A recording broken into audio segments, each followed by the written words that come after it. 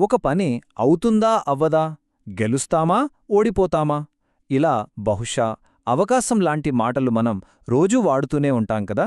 అయితే ఈ బహుశా వెనక ఉన్న గణితమేంటి, ఈ విశ్లేషణలో ఆ అనిశ్చితిని ఎలా కొలవాలో వివరంగా చూద్దాం. ఆలోచించి చూస్తే ఈరోజు వాన పడొచ్చు పడకపోవచ్చు, మన టీం మ్యాచ్ గెలవచ్చో గెలవకపోవచ్చు. ఇలా మన చుట్టూ ఉన్న ప్రపంచం మొత్తం ఖచ్చితంగా చెప్పలేని విషయాలతోనే నిండి ఉంది. ప్రతిరోజు మనం ఇలాంటి లెక్కలేనన్ని అనిశ్చితులను ఎదుర్కొంటూనే ఉంటాం. ఈ మాటలన్నింటికీ అర్థం ఒక్కటే: ఏదీ గ్యారంటీ లేదు, జరగవచ్చు జరగకపోవచ్చు. సరిగ్గా ఈ అనిశ్చితి గురించే మనమిప్పుడు మాట్లాడుకోబోతున్నాం.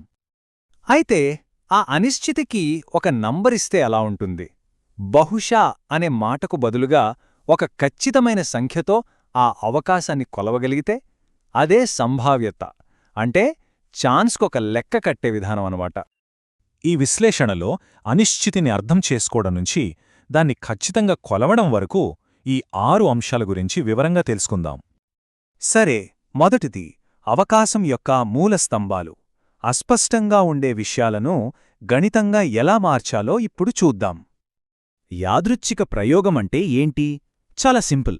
ఒక కాయిన్ టాస్ వేస్తే హెడ్ లేదా టేల్ పడుతుందని మనకు తెలుసు, కాని సరిగ్గా ఏది పడుతుందో ఖచ్చితంగా చెప్పలేం. అలాగే ఒక పాచిక వేస్తే 1 నుంచి 6 లోపు ఏదో ఒక నంబరొస్తుంది, కాని ఏ నంబరొస్తుందో తెలియదు. ఇలాంటి వాటినే యాదృచ్ఛిక ప్రయోగాలు అంటారు. ఒక ప్రయోగంలో సాధ్యమయ్యే వాటన్నిటినీ కలిపి ఫలితాలు అని అంటాం. ఉదాహరణకి కాయిన్ టాస్ విషయంలో అయితే హెడ్ మరియు టేల్ అనేవి ఆ 2 సాధ్యమయ్యే ఫలితాలన్నమాట. ఇక సంఘటన అంటే మనం దేని సంభావ్యతను అయితే తెలుసుకోవాలనుకుంటున్నామో అదే.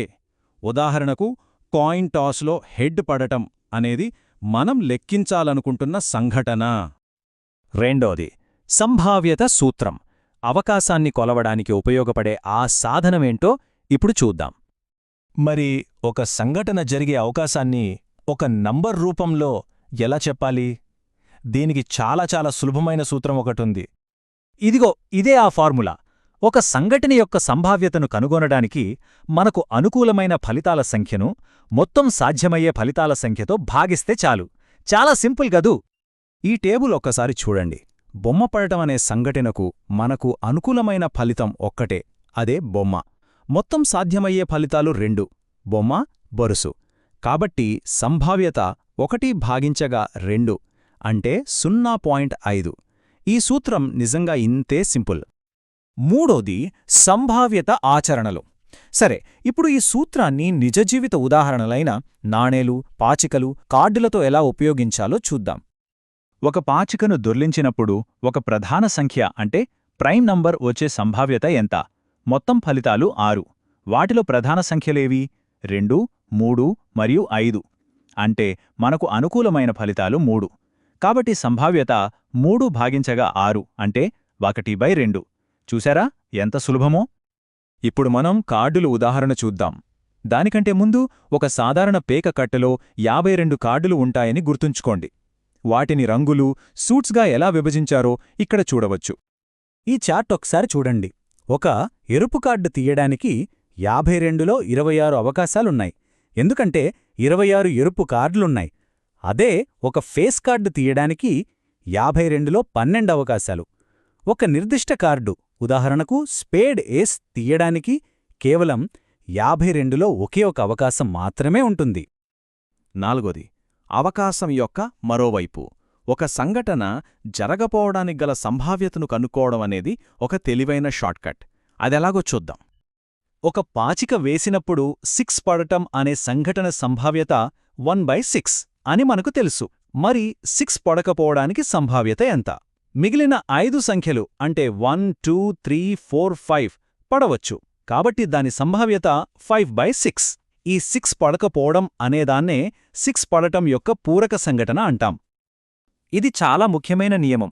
ఒక సంఘటన జరగడానికి మరియు జరగకపోవడానికి గల సంభావ్యతలను కలిపితే మొత్తం ఎప్పుడూ 1 అవుతుంది. ఇది ఒక ప్రాథమికమైన, ఎప్పటికీ మారని సూత్రం. ఐదోది నిశ్చయతా స్పెక్ట్రం. ఇప్పటివరకు మనం నేర్చుకున్నదంతా కలిపి ఒక పూర్తి చిత్రాన్ని చూద్దాం.